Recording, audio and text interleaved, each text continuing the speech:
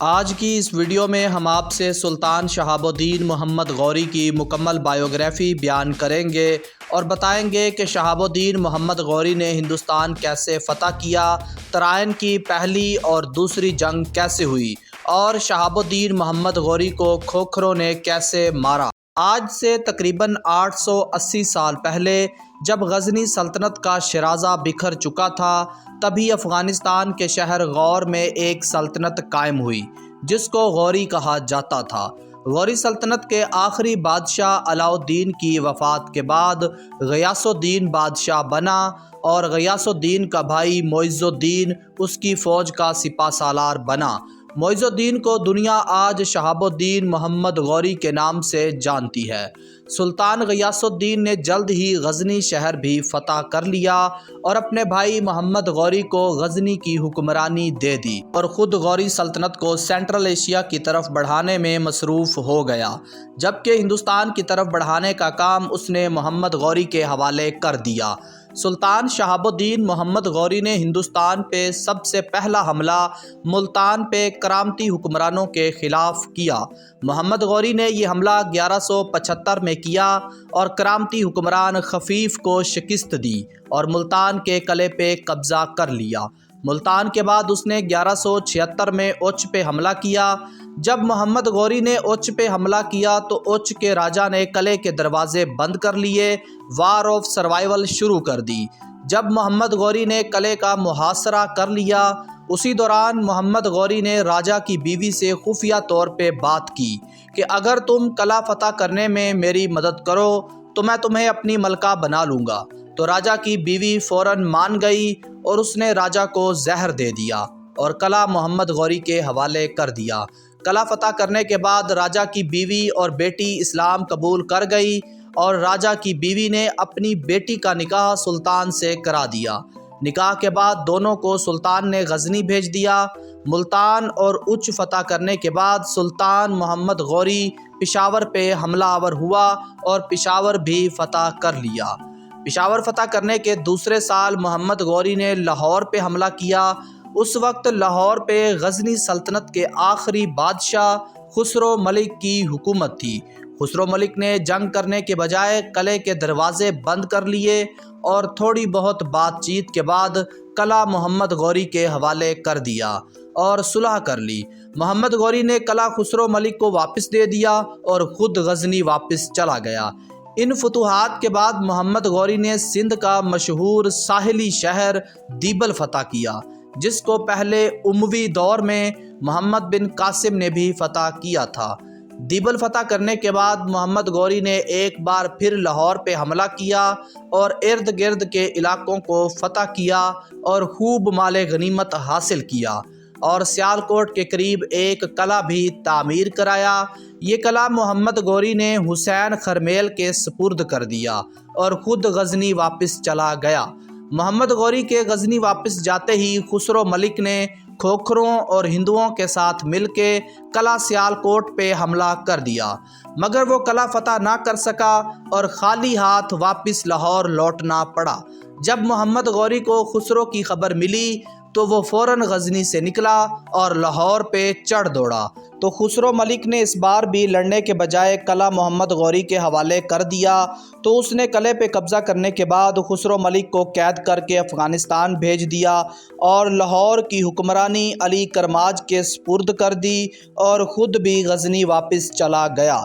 ان ساری فتوحات کے بعد غوری سلطنت سندھ اور پنجاب تک پھیل چکی تھی اور پورے ہندوستان میں شہاب الدین محمد غوری کا نام گونج رہا تھا۔ اس کے بعد 1191 عیسوی میں محمد غوری نے پنجاب کے علاقے کے بٹھنڈا قلعے پہ حملہ کیا۔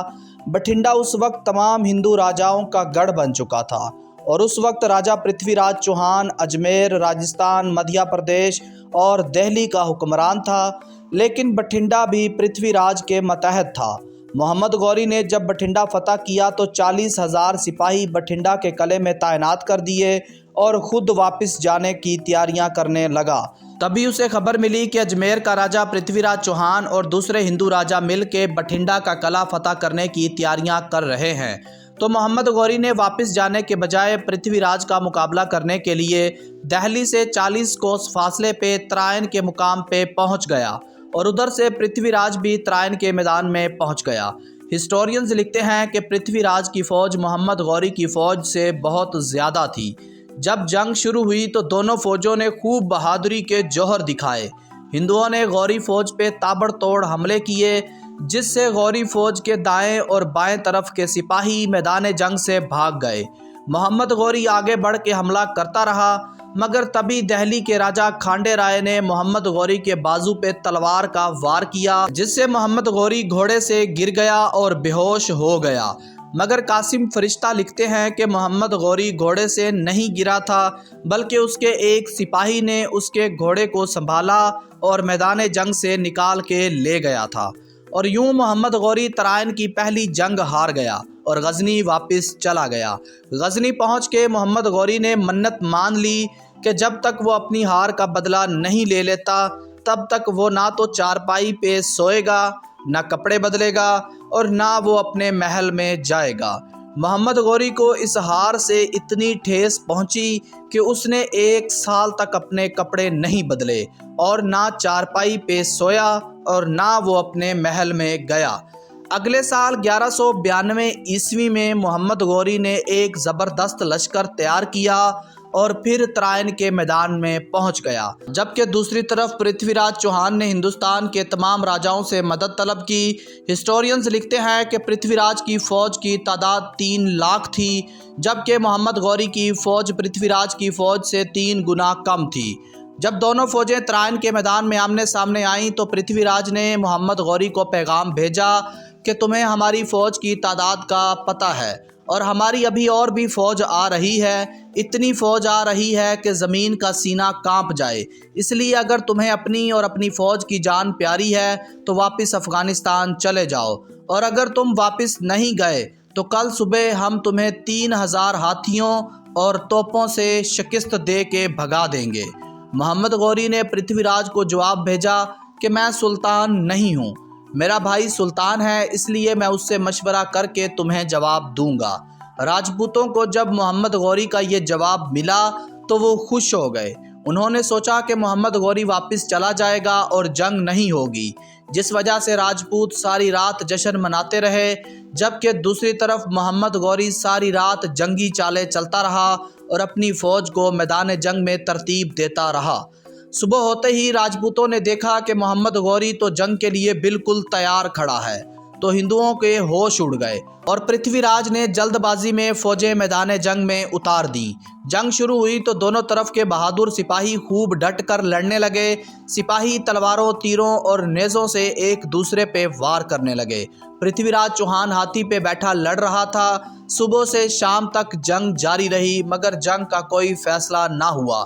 محمد غوری نے 12,000 سپاہیوں کو ریزرو میں رکھا ہوا تھا۔ شام ہوتے ہی اس 12,000 کے تازہ دم لشکر نے ہندوؤں پہ حملہ کر دیا۔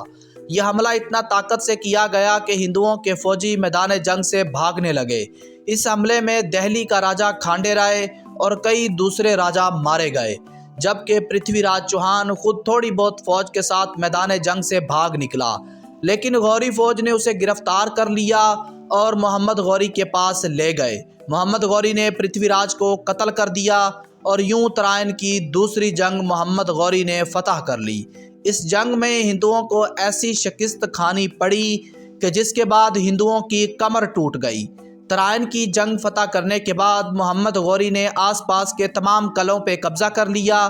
دہلی، اجمیر وغیرہ محمد غوری کے قبضے میں آ گئے۔ جب وہ افغانستان جانے لگا تو اس نے دہلی اور اجمیر کا چارج اپنے منہ بولے بیٹے اور غلام قطب الدین ایبک کو دے دیا۔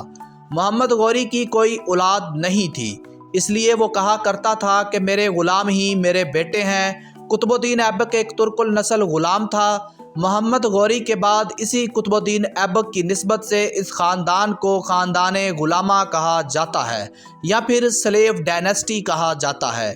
قطب الدین ایبک نے ہندوستان میں رہ کے بہت سے علاقے فتح کر کے غوری سلطنت میں شامل کیے اور مال غنیمت بھی افغانستان بھیجتا رہا۔